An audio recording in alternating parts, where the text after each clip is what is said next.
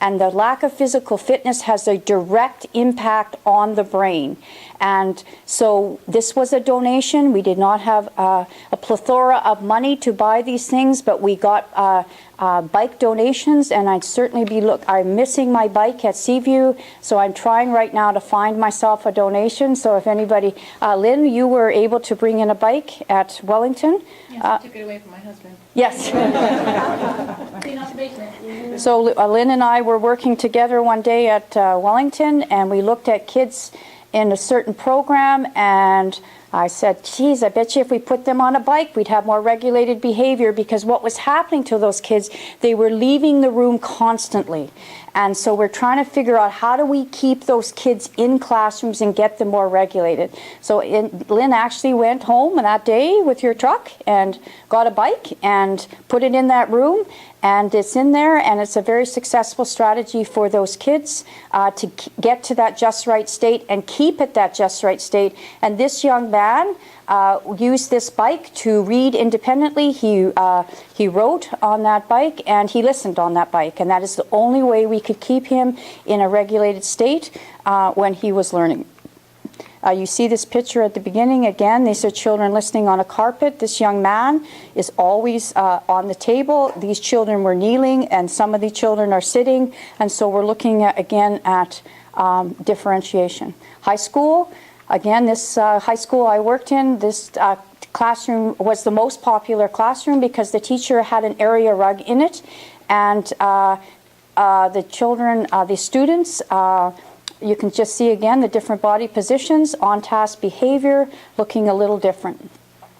Movement, you can see in this particular picture, adding movement to our teaching is one of our most significant ways to regulate behavior, and it doesn't cost us any money to add movement. So in this particular class, this teacher was teaching about the peregrine falcon, and she was starting to lose these kids, and I cued her into using her body, and lo and behold, she had on-task behavior from these kids. So these are just different pictures of children that I would snap as I work in classrooms about what does just right on-task behavior look like. Some of our children, unfortunately, are not at that just right state, and so these are just pictures of children whose engines are running too fast or too high. They have too much of something. This is the infamous grade 1 class that Dave talks about all the time. We went in this classroom, and the teacher was teaching at the front, and the children were 98% off task and 98% dysregulated until we went into that class. So this was the same class. Children were crawling on the floor. They were crawling over their desks, so we had to do something different. This was another class I was just in the Northwest Territories. The teacher's here, and you can see that she was reading a story. And again, these children's engines were running too high. They were too fast. So we had to do something different to get these kids at that just right state because they were not able to understand the story. Some children's engines are running too slow, so lots of our kids in the afternoon, we need to get them up higher. And this is a great picture because the two girls in the back, their engines were actually running too high or too fast, and they actually have scissors in their hand, both of them, and then this guy's in the front, and the teacher was in the front teaching.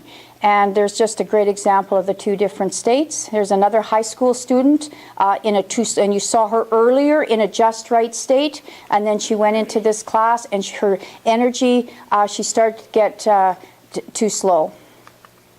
So what we want is we want children to get to this just right state and to know when they are too fast and to know when they are too slow. And so what we really want for these kids is to know when they are just right, and right in here we want kids to stop themselves and question themselves and get back by themselves and not wait until we get to this flooded state. And the same with here, we want kids to stop themselves here and get themselves back and not wait until they're too low. And Stuart Shanker, another big guru in self-regulated learning, would suggest that one of the hallmarks of self-regulated learning is not that you leave a just right state, but you stop yourself here and get yourself back. And so that's what we're hoping for our kids, that we are able to teach that process. So how do we get them there? We go through the different areas. So I'm just going to touch briefly on this physical area of self-regulation. We're often going into classrooms, and I've just spent a whole week of this with many of my colleagues here in the Nanaimo Ladysmith School District, pairing up with many of our psychologists and our counselors and our ICs, and going into classrooms and helping teachers look at the physical component. This was an example of a classroom that I worked in Moose Jaw, Saskatchewan, and this particular teacher was trying to use this area as a calming area for her children. And so we needed to go in and help her declutter and straighten that up, and that was the after picture. So this was the before picture, the same sink, and this is the after picture. So we do a lot of this kind of work to go in and help teachers, because there is much research out there about what physical clutter can do to brains of children along any FASD spectrum, along any autistic spectrum, and for many of our neurodiverse children, that environment is not inviting to a self-regulation. This was the same classroom, and so we went in there and we helped her declutter her computer areas. This is this teacher here. You can see she's reading a story. You can start to see these kids, they're starting to lose it. And then in the next picture, this little one is now rolling on the floor. And then when we cued her into using movement, it brought all these kids back on task. So that would be a significant thing that I would do every day in the work that I do, is going into classrooms and watching teachers and seeing how can we add some critical movement to the current teaching practices that are happening. And so then she had them up around the room, and again she had 100% engagement for these kids. This is the same picture here of younger children, and then I cued her after I talked to her about getting these kids up and moving, and then so you see this dysregulated state, and then you see this regulated state.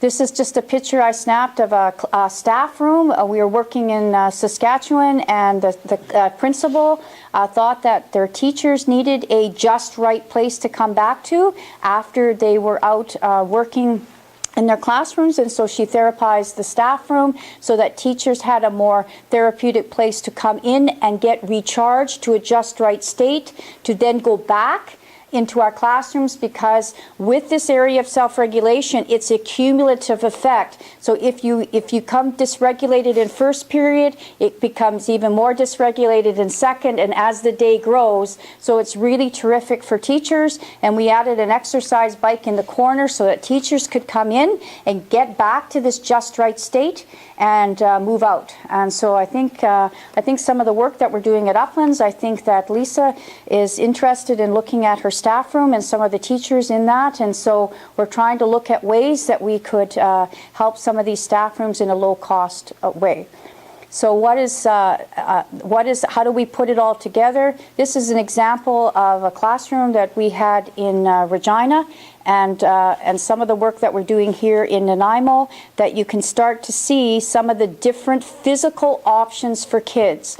Again, so where some children do much better if they stand, and we're going to go on a little tour in a minute, and some kids do much better if they can move. And I was challenged a bit this morning at Gabriola, and some of the teachers said to me, well, are we preparing kids for life lessons if we allow them to move in our classrooms?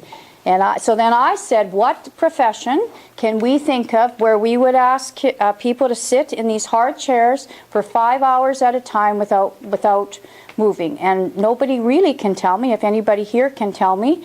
Somebody told me in Saskatchewan that farmers did it, but then I found out that combines have padded seats and air conditioning and stereos, and so we really, as adults, we we often get our wonderful swivel chairs with padding and adjustments, and we often don't. So you can see in this particular classroom, we do have choice around the carpet. There are rocking chair options in this classroom. There are different furniture options. Also, you start to see diversity. You don't start to see the same rows. You don't start to see the same tables. You start to see that there are some people that work much better by themselves. There are some people that work together in pairs, and there are some people that will work together in a group of 3, and there are some people that will work better in a group of 4. So often we go into classrooms and maybe there's all tables or maybe there's all, and we're often looking at the needs of children and trying to think of what is going to invite more on-task behavior. And if we do want children to work in a group, often we need to teach the skill. That often there are many children that cannot work independently and they cannot work in a group. So we start to see different options in these classes. Many times we're trying to find places, and we're going to see this in a minute. There's Lacey set up a wonderful area in her room where there's a protected area, and you brought in a carol, a library carol in there, which is terrific. And she will tell you when we go in there the story of this young lady that was very dysregulated, and Lacey has set her up her own little private area to work in. And it sounds like it's a terrific success story. And so we're often looking at places in classrooms where these are election carols and they're often free or they're $1. And often we're trying to we're trying to create some calm, safe spots for kids in classrooms where the noise, when I was working in a classroom, North Cedar Intermediate the other day, we were talking to children about kind of creating some zones in the classroom. Often what comes up for lots of kids is it's too noisy. That would be a very common thing that we would hear, is that the noise does build up. And so how do we create some soft spots? And so often use beanbag chairs to help kids cocoon underneath, and that is very popular. So we're often trying to find places. Any children along the autistic spectrum or any children that need to get away from the stimulation, we're creating spots in classes so that we don't have to pull children out of classes. This is probably the most popular thing in the classroom that I have, is that children at Seaview, when I'm there, will come directly into that TP and want to work directly into it because it's this soft cocoon area. So we're trying to find areas like that as much as possible in our schools where kids can work. Here's a shot overview that right in the classroom is the exercise bike. That mini Stairmaster right there is probably one of the best bangs for your buck that you're ever going to find. And often I have kids right on that mini Stairmaster as they're listening in a classroom, and it helps to regulate their behavior. Many children that have difficulties focusing, this would be a very popular thing. And so I pull it right up to a stand to learn. And many times when I'm in-servicing in my classroom at Seaview, many adults are on that at the end of the day, because I in-service after school every day, and teachers are coming there after working hard all day, and you'll see many teachers get on that mini Stairmaster. I think, Robin, you were on it when you brought your staff there, and I don't even know if you knew you were on it, but you were having a great conversation with us, and all the while you were on that mini Stairmaster, and we were all able to have a terrific conversation, and it wasn't distracting. One of the questions that we get is this distracting in classrooms? After implementing something for 4 or 5 days, it is not usually a distraction. I don't know if you found, right? Lynn and I had another terrific opportunity together at another school. Went into a teacher, that was very anxious that we were coming. Remember that? She was kind of tearing up, and what a success story. Probably the greatest success story I've seen in such a short period of time. This teacher was very anxious. She had 7 or 8 young boys in her classroom that were very dysregulating.